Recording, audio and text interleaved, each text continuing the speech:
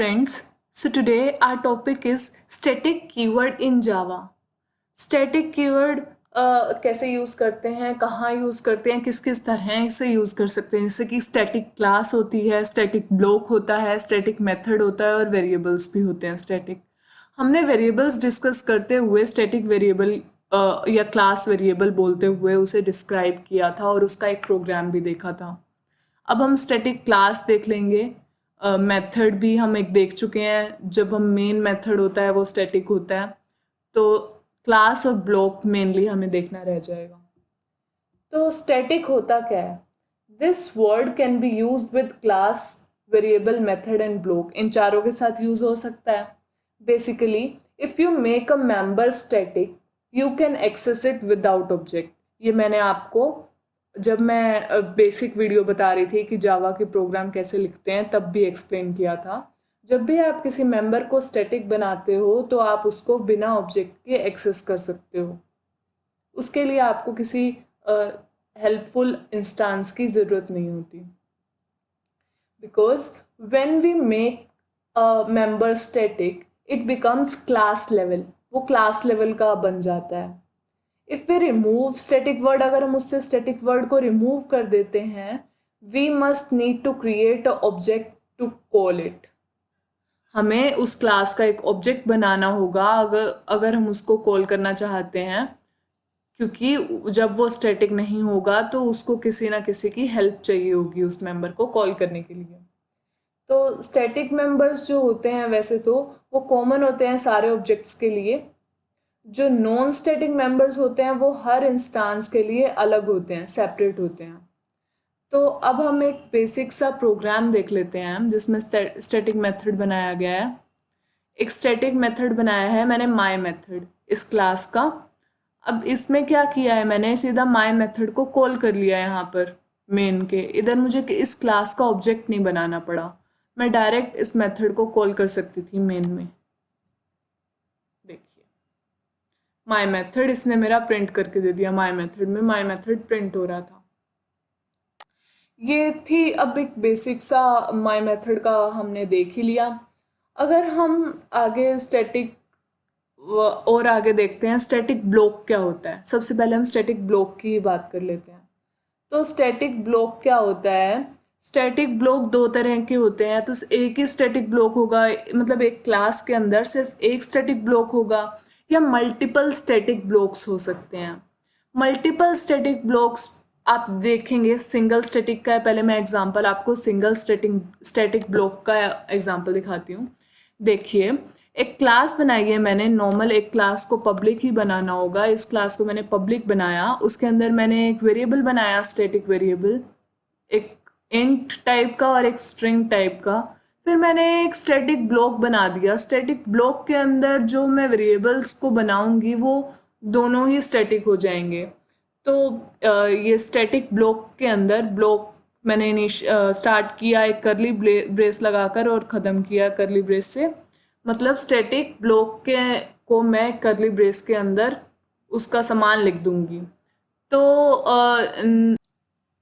तो जो basically static block होता है वो स्टैटिक वेरिएबल्स को इनिशियलाइज करने के काम आता है। जैसे मैंने इधर स्टैटिक वेरिएबल्स नम और माइस्ट्रिंग पहले से ले रखे हैं, तो इनको इनिशियलाइज करने के लिए नम और माइस्ट्रिंग की मैंने इनकी कुछ वैल्यूज़ दे दी, इनिशियल वैल्यू। इनको इनिशियलाइज करने के काम आता है स्टैटिक ब्लॉक। ये हमारे पास जैसे वेरिएबल्स उधर यूज़ हो रहे हैं, एक्सेस हो रहे हैं, उससे पहले उनको इनिशियलाइज कर देता है। तो ये थी हमारी स्टैटिक ब्लॉक की बात जब हमारे पास एक सिंगल स्टैटिक ब्लॉक था। अब हम देखते हैं मल्टीपल स्टैटिक ब्लॉक के केस में क्या होता है। तो मल्टीपल स्टैटिक ब्लॉक के केस में क्या होता है कि पहले पहला वाला स्टैटिक ब्लॉक एग्जीक्यूट होता है, फिर दूसरे वाला। तो पहले वाले स्टैटिक ब्लॉक की वैल्यू दूसरे वाला ओवर राइट कर सकता है। जैसे यहाँ पर नम और माइस्ट्रिंग एक स्टैटिक वेरिएबल्स हैं।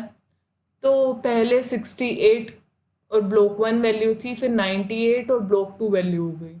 जब अब मैं नम और माइस्ट्रिंग की वैल्यू प्रिंट करूंगी तो मेरे पास आउटपुट आना चाहिए स्टैटिक ब्लॉक 1, स्टैटिक ब्लॉक 2, 98 और ब्लॉक 2 अकॉर्डिंग टू जैसे मैंने आपको समझाया है। पहले मैं इस क्लास को पब्लिक कर लेती हूँ।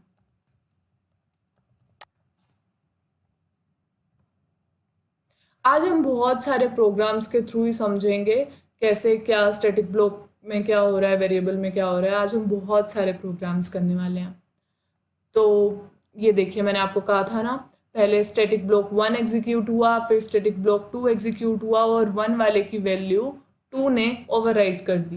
जो 2 में वैल्यू थी नम और माई स्ट्रिंग की, वो वाली ही प्रिंट हुई है हमारे पास 98 और ब्लॉक 2। तो ये मल्टीपल स्टैटिक ब्लॉक्स इस तरह से ही एग्जीक्यूट होता है। फिर अब हम देखते हैं कि स्टैटिक वेरिएबल्स क्या होते हैं। हमने सबसे पहले हमने देखा था कि स्टैटिक ब्लॉक क्या होता है। अब दूसरे नंबर पे हम देख रहे हैं स्टैटिक वेरिएबल्स क्या होते हैं।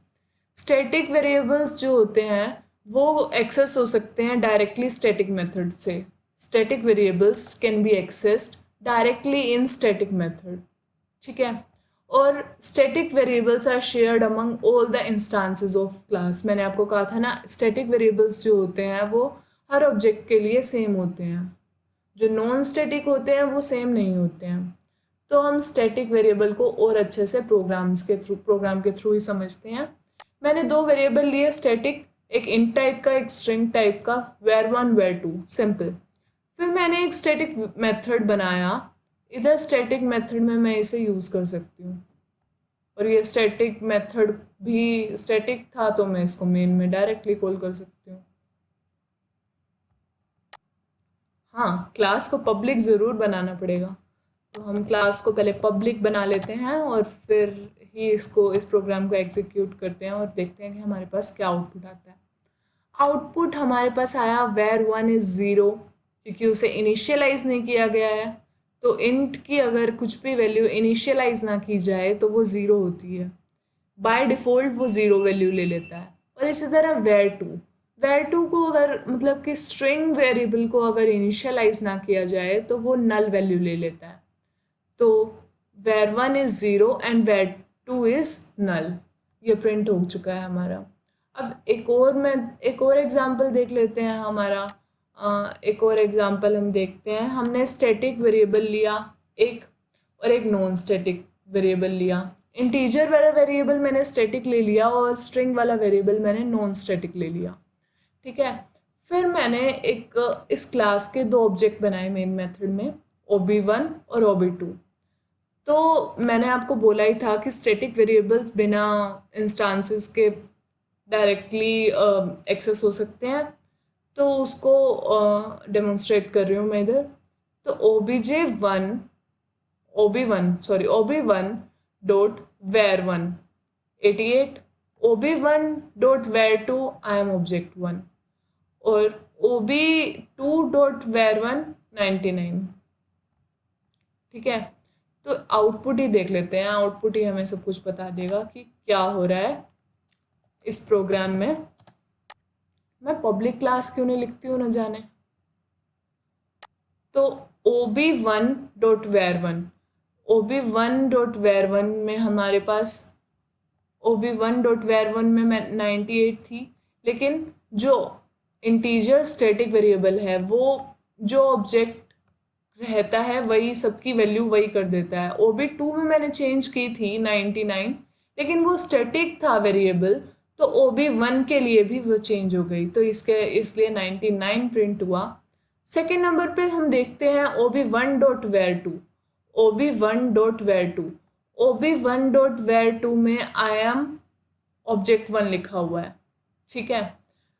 I am object 1 he print हुआ होगा। फिर हम देखते हैं ob2 डॉट var1 में हमने 99 की थी वैल्यू। ob2 डॉट var1 में हमने 99 की थी वैल्यू, हमारे पास 99 प्रिंट हुई है। ob2 डॉट var1 में हमने 99 की थी वैल्यू। अब हमारे पास प्रिंट करा रहे हैं ob2 डॉट var2, हमने आई एम ऑब्जेक्ट 2 किया था, सिंपल। बस समझने वाली ये चीज़ थी कि ob1 डॉट var1 99 क्यों प्रिंट किया उसने, क्योंकि इस ऑब्जेक्ट के लिए भी वो वेरिएबल वही है, इस ऑब्जेक्ट के लिए भी वो वेरिएबल वही है। अगर मैंने ob2.var1 की वैल्यू 99 कर दी, स्टैटिक वेरिएबल था वो ob1 और ob2 दोनों के लिए ही सेम चलेगा। जब मैंने उसकी वैल्यू ओवरराइट कर दी 99 ob2 की, लेकिन var1 है, वो var1 हमारा स्टैटिक था। स्टैटिक वेरिएबल की वैल्यू किसी भी ऑब्जेक्ट से रिप्लेस की जाए तो उसकी वैल्यू सारे ऑब्जेक्ट्स में रिप्लेस हो जाती है, सेम हो जाती है। ऐसा स्टैटिक वेरिएबल्स के केस में होता है, या फिर हम इन्हें क्लास वेरिएबल्स भी बोलते हैं। तो ये हमारा स्टैटिक वेरिएबल या क्लास वेरिएबल का एग्जाम्पल था। अब हम आते हैं जावा के स्टैटिक मेथड्स पर। ठीक है, स्टैटिक मेथड को हम ऐसे लिखते हैं, इसका ये सिंटेक्स है स्टैटिक, उसके रिटर्न टाइप और उसका मेथड का नाम। अब ये तीनों लिखकर हम इसका एग्जाम्पल से समझते हैं। हम सारों की हमने दो दो एग्जाम्पल करे हैं और इसके भी हम दो ही एग्जाम्पल से समझेंगे इसको भी। तो हमने एक स्टैटिक वेरिएबल लिया, एक और स्टैटिक वेरिएबल लिया, और स्टैटिक मेथड है, मेन मेथड है। हम मेन मेथड में डायरेक्टली स्टैटिक वेरिएबल्स को यूज़ कर रहे हैं, तो सिंपल ही है, बिगनर्स प्रिंट करेगा ये बिगनर्स बुक, पहले 10 और फिर बिगनर्स बुक नेक्स्ट लाइन में। ठीक है, एक और एग्जांपल देख लेते हैं, पब्लिक क्लास। अब इसमें क्या हो रहा है कि स्टैटिक इंट आई लिया है हमने, एक और वेरिएबल लिया है स्ट्रिंग एस।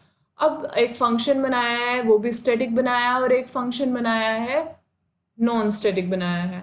मैंने आपको बताया था कि क्लास के अंदर जो फंक्शंस होते हैं हम उनको मेथड कहते हैं, तो इसको भी मेथड बोलना है, इसको भी मेथड ही बोलना है। ये स्टैटिक मेथड है और ये नॉन स्टैटिक मेथड है, और ये मेन मेथड तो स्टैटिक होता ही है। तो मैंने इस क्लास का एक ऑब्जेक्ट बना लिया।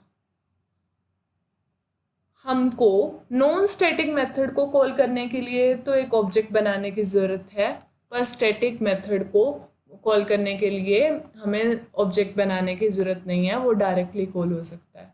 तो इससे हम देख रहे हैं कि अगर हमें ये नॉन स्टैटिक मेथड को कॉल करना है तो हमें obj डॉट से करना पड़ेगा, अदरवाइज एरर आएगा। पहले इसको एग्जीक्यूट करके देखते हैं, फिर हम obj हटा कर देखेंगे कि हमारे पास क्या प्रॉब्लम हो रही है। हम इसको हटा देते हैं और फिर देखते हैं। देखिए, can not be reference from a static context, तो ये यही कहना चाह रहे हैं कि स्टैटिक नहीं है तो भाई अपना ऑब्जेक्ट लगा लो। तो आपने ऑब्जेक्ट लगाया और इसको रन किया। अब एक बात और आती है कि अगर मैं स्टैटिक वेरिएबल को ऑब्जेक्ट से कॉल कर दूं तो क्या परेशानी है, तो क्या होता है। तो देखिएगा, इसको कोई भी फ़र्क नहीं पड़ता, इसके लिए वो अभी भी 100 और बिगनर्स बुक ही है। आप एक स्टैटिक मेथड को तो ऑब्जेक्ट लगाकर कॉल कर लीजिए, कोई इशू नहीं है, लेकिन आप एक नॉन स्टैटिक मेथड को ऑब्जेक्ट से ही करना पड़ेगा, अदरवाइज कोई चारा नहीं है। एक और चीज़ एक्सपेरिमेंट करते हैं, हम क्लास का नाम लेते हैं। क्लास का नाम इस तरह से एग्जीक्यूट करके देखते हैं क्या होता है। देखिए, नहीं हुआ। इसका कुछ तरीका ढूंढिएगा, आपको फिर बताएंगे कि क्या इशू है। आप क्लास से करके देखिएगा, क्लास से कुछ ना कुछ होना चाहिए। देखिए, जो स्टैटिक मेथड होते हैं उनको हम क्लास के नाम से डॉट लगा के भी एग्जीक्यूट कर सकते हैं, उसको कोई फ़र्क नहीं पड़ता, उसको अपने से मतलब है सिर्फ। अब अगला हमारा आ जाता है स्टैटिक क्लास। एक क्लास तभी स्टैटिक बन सकती है जब वो एक नेस्टेड क्लास हो। एक मेन क्लास जो होती है वो कभी भी स्टैटिक नहीं बन सकती। जो नेस्टेड क्लास होती है वही हमारी स्टैटिक क्लास बन सकती है। नेस्टेड स्टैटिक क्लास को किसी रेफरेंस की जरूरत नहीं होती आउटर क्लास के। जो उसकी नेस्टेड स्टैटिक क्लास होती है, जो उसको किसी आउटर क्लास के रेफरेंस की नीड नहीं होती। और जो एक स्टैटिक क्लास होती है यानी कि स्टैटिक नेस्टेड क्लास होती है वो नॉन स्टैटिक मेंबर्स को एक्सेस नहीं कर सकती आउटर क्लास के। तो एग्जाम्पल के थ्रू ही देखते हैं। एग्जाम्पल के थ्रू देखकर हमें क्या हो रहा है देखिएगा। अब हमारा क्या है इधर, ठीक है, एक प्राइवेट स्टैटिक बनाया है, स्ट्रिंग टाइप का वेरिएबल, एक स्टैटिक क्लास बनाई है नेस्टेड क्लास, उसके अंदर एक पब्लिक टाइप का मेथड है, नॉन स्टैटिक है लेकिन वो, और उसके अंदर एक प्रिंट कराई हुई स्टेटमेंट। अब मैं क्लास का नाम डॉट, तो इसमें होता क्या है, जब मेरे को अंदर नेस्टेड क्लास का ऑब्जेक्ट बनाना है तो मैं आउटर क्लास का नाम लिखूंगी, डॉट लगाऊंगी, नेस्टेड क्लास का नाम लिखूंगी, फिर उसका ऑब्जेक्ट बनाऊंगी। तो Java example dot my nested class और फिर उसके ऑब्जेक्ट का नाम is equal to new Java example, जो हम लिखते हैं क्लास का नाम वैसा का वैसा आएगा। इसका क्लास का नाम बेसिकली पूरा नाम होगा जो उसकी आउटर क्लास का नाम है, डॉट जो उसका असली नेस्टेड क्लास का नाम है, ठीक है। फिर हम ओबीजे डॉट डिस्प्ले करना पड़ेगा। अगर हम डायरेक्ट कर देते, देखते हैं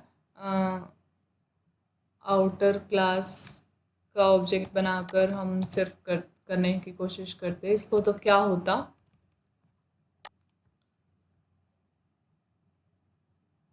देखिए इसको ये सिंबल ही नहीं मिला। और अगर हम अंदर वाली क्लास का नाम लिखते यानी कि नेस्टेड क्लास का नाम लिखते,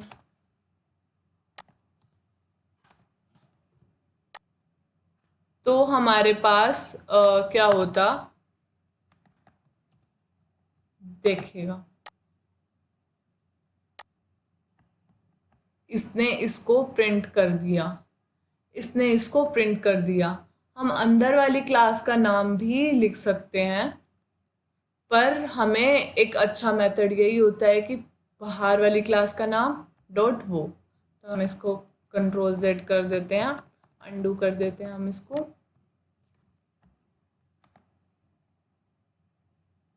देखिएगा तो इसने इस स्ट्रिंग को प्रिंट कर दिया और इसने इस क्लास को कॉल कर दिया। मैंने अभी आपसे कहा था कि जो नेस्टेड स्टैटिक क्लास होती है वो नॉन स्टैटिक मेंबर्स को एक्सेस नहीं कर पाती है, तो हम इसको नॉन स्टैटिक बनाकर देखते हैं क्या होता है। देखिए ये इसको एक्सेस नहीं कर पाई क्योंकि ये नॉन स्टैटिक मेथड है, चाहे वो उसी क्लास की नेस्टेड क्लास है, पर वो जो मेंबर है, वो जो वेरिएबल है वो आउटर क्लास का है और नॉन स्टैटिक है, तो वो उसको एक्सेस नहीं कर सकती। हाँ, अगर यही वेरिएबल मेरा इस क्लास में होता, अगर ये वेरिएबल इसी क्लास में होता तो मेरा, तो हमारे पास जो आउटपुट आता वो, देखिए अब इसको ये कर सकता है। बेसिकली आपको इतना ही समझना है, इससे यही आउटपुट निकलता है कि जो स्टैटिक नेस्टेड क्लास है वो किसी अपनी आउटर क्लास के स्टैटिक वेरिएबल्स को ही एक्सेस कर सकती है, स्टैटिक मेंबर्स को ही एक्सेस कर सकती है। तो इस वीडियो में हमने 4 चीज़ें देखी हैं बेसिकली। एक तो स्टैटिक क्लास हमने अभी देखा, नेस्टेड क्लास, और नेस्टेड क्लास से स्टैटिक क्लास हो सकती है। फिर ब्लॉक हमने देखा, सिंगल और मल्टीपल ब्लॉक देखे, मेथड देखे हमने, और वेरिएबल्स देखे। तो स्टैटिक कीवर्ड का बहुत यूज़ है और बहुत अच्छे से यूज़ है जावा में। हमने स्टार्ट ही स्टैटिक कीवर्ड से किया था जब हम जावा स्टार्ट कर रहे थे। तो स्टैटिक कीवर्ड, अब तो आपको उसका क्लियर रेफरेंस मिल गया होगा। उस टाइम आपको डाउट्स होंगे कि स्टैटिक कहाँ से आया, इसके बिना ऐसे हो रहा है, एरर आ रहा है, क्यों आ रहा है, लेकिन अब आपको एक क्लियर पर्सपेक्टिव मिल चुका होगा कि स्टैटिक वेरिएबल, स्टैटिक कीवर्ड किस लिए यूज़ होता है। तो इस वीडियो के लिए इतना ही। नेक्स्ट वीडियो में और कुछ लेके अच्छा मटेरियल लेके आएंगे। इसमें कोई डाउट हो तो आप कमेंट कर सकते हैं और पूछ सकते हैं।